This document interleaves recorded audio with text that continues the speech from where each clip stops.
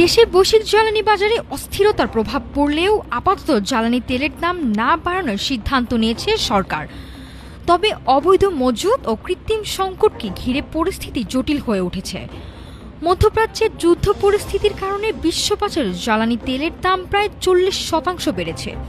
এমন পরিস্থিতিতে দেশের দাম বাড়বে এমন আশঙ্কায় এক শ্রেণীর অসাধু ব্যবসায়ী শুরু করে তেল মজুত।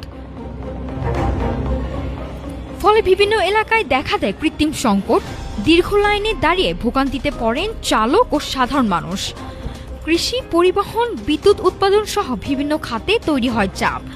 তবে সরকার জানিয়েছে আপাতত জ্বালানি তেলের দাম অপরিবর্তিত থাকবে। বিদ্যমান দামে ডিজেল, পেট্রোল, অকটেন ও কেরোসিন বিক্রি অব্যাহত থাকবে।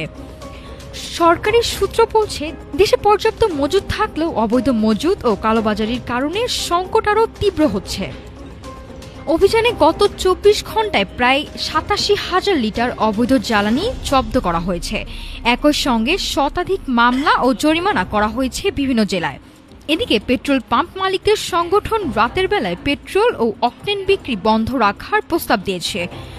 তারা বলছে, নিরাপত্তা ঝুঁকি ও বিশৃঙ্খলা এড়াতে নির্দিষ্ট সময়সীমা নির্ধারণ প্রয়োজন। দেশের বিভিন্ন জেলায় এখনও জ্বালানির সংকটের প্রভাব দেখা যাচ্ছে। কোথাও পাম্পের সামনে দীর্ঘ যানজট, কোথাও আবার খোলা বাজারে অবৈধভাবে জ্বালানি বিক্রির অভিযোগও পাওয়া যাচ্ছে।